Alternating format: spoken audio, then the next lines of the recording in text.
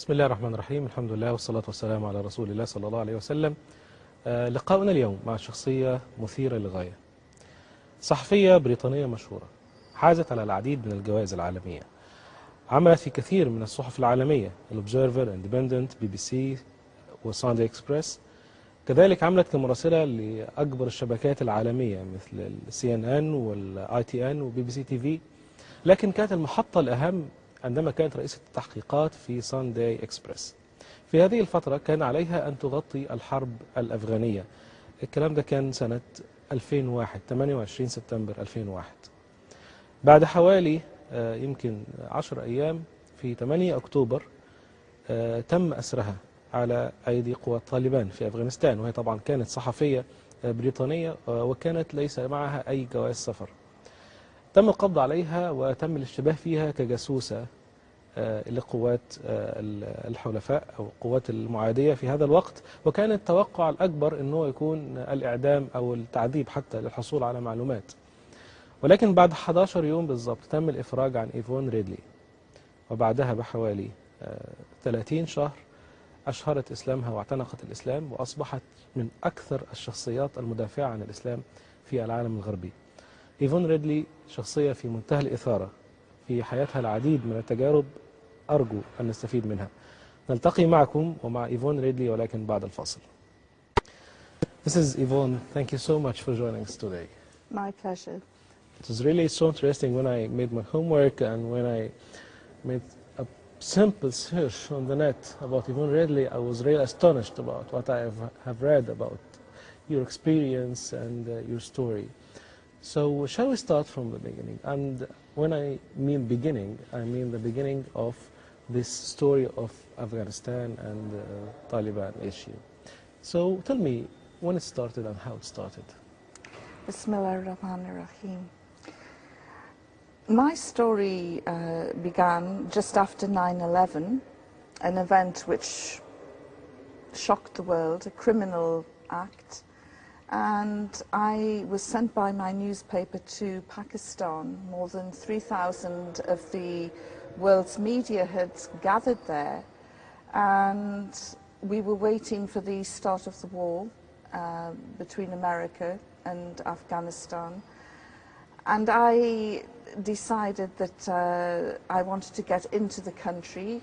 The Taliban spiritual leader, Mullah Omar, had expelled all of the Western journalists, and I tried to get in through legitimate means by applying for a visa, but every time I went to the embassy it was refused, and after the third refusal I thought I will sneak in under cover of the all-enveloping blue burqa or chador, and that is exactly what I did. And on September the 26th, I went in with two guides, one from the NWFP province in Pakistan and another one who was born in Afghanistan, and we journeyed into Afghanistan through the Khyber Pass, down into the Dust Bowl, which is Torkham, and across into Afghanistan. And wearing that burqa was really like wearing an invisible cloak.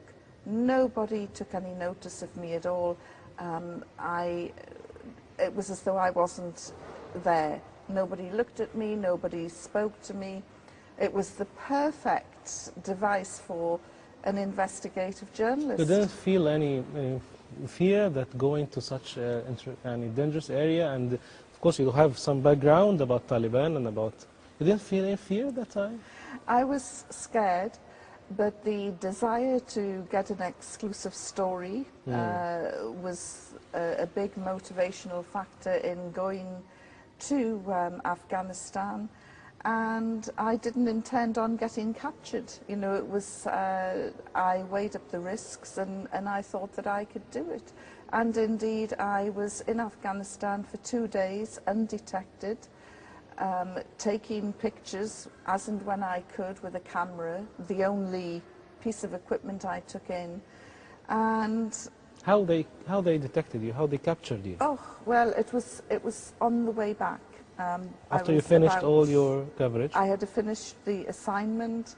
I was heading back. I was about 10 minutes away from the Pakistan border, coming into the tribal areas, and I was on a donkey, and it just went crazy. It just went off. Suddenly, and I fell off the donkey.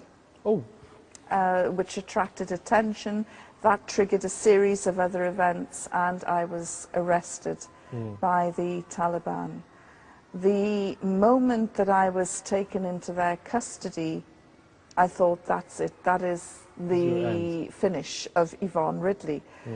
Because I had bought into all of the propaganda that George Bush and Tony Blair had given us, that this was the most evil, brutal regime in the world.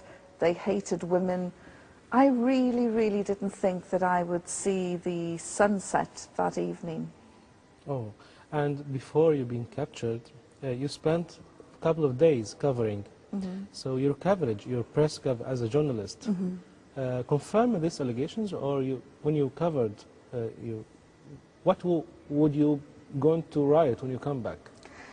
If you wasn't captured? Well, the story that I was going to write was from the Afghan people's perspective, and they were saying, look, we're very sorry about 9/11, but what has it got to do with us? And indeed, you know, they had a point. Why would the richest country in the world want to bomb the poorest country in the world? There were no Afghans on those flights, on the 4 hijacked airliners. There were no Afghans involved. There was no Taliban involvement. In fact, as we know, 16 of the hijackers came from Saudi, and the rest came from surrounding Arab lands. So if anywhere should have been attacked or bombed using that logic, it should have been Saudi. It just didn't make sense, and this is what the Afghan people were saying. And they also, one woman made a very valid point, and she said, what are they going to bomb? There's nothing left to bomb. Which again, you know, how can you smash something that's already broken? So you went to your capture, your prison. So what happened over there? Well, I really convinced myself that they were going to kill me.